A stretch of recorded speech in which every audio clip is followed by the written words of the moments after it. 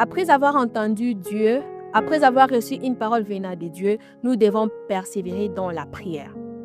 Quelque chose que beaucoup de gens ne font pas. Bien des gens, après avoir reçu une parole venant de Dieu, ils prennent la décision de lâcher prise. Tu étais en train de prier pour le travail, tu priais par exemple pour le mariage, tu priais pour la montée dans ta vie spirituelle, tu priais pour un problème quelconque.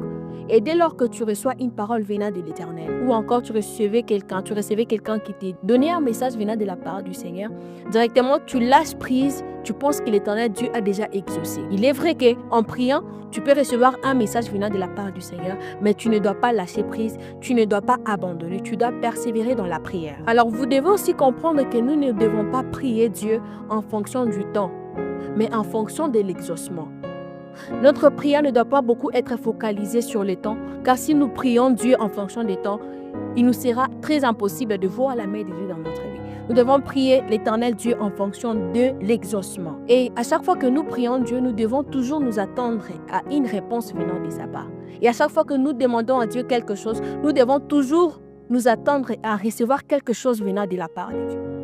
Si aujourd'hui Dieu t'attire dans la prière, si Dieu met en toi le désir de les chercher, ce n'est pas pour rien. C'est parce qu'il y a quelque chose qu'il mérite de poser dans ta vie. C'est parce qu'il y a une nouvelle dimension qu'il mérite apporter dans ta vie. Alors tu ne dois pas te lâcher prise, tu ne dois pas prier Dieu en fonction de temps, donc en fonction de ce que toi tu veux.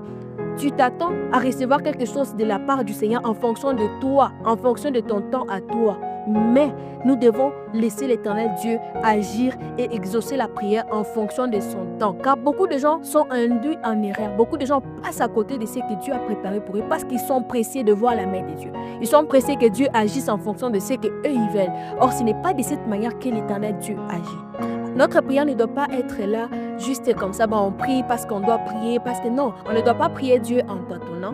On ne doit pas prier Dieu en essayant, mais on doit prier Dieu en vérité.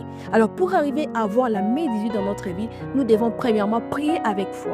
Car la foi est un passeport céleste qui nous permet de posséder, d'avoir des choses que nous n'avons pas encore dans le monde visible. Et la deuxième des choses, nous devons prier en gardant la persévérance en nous. Nous devons prier en persévérant.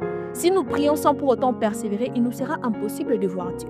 Et la troisième des choses, nous devons prier en esprit. Nous ne devons pas juste prier parce qu'il faut prier. Je prie parce que j'ai besoin de voir. Non, nous devons nous laisser conduire par l'Esprit de Dieu afin de prier en fonction de ce que Dieu lui-même veut, en fonction de sa volonté dans notre vie. Car toute prière faite en dehors de la volonté de Dieu ne sera pas exaucée. Ça sera le temps passé inutilement. Alors, prions Dieu en fonction de sa volonté. Laissons-nous conduire par l'Esprit de Dieu afin de voir sa main dans notre vie. Et que Dieu nous fasse énormément du bien. Que Dieu vous bénisse. Après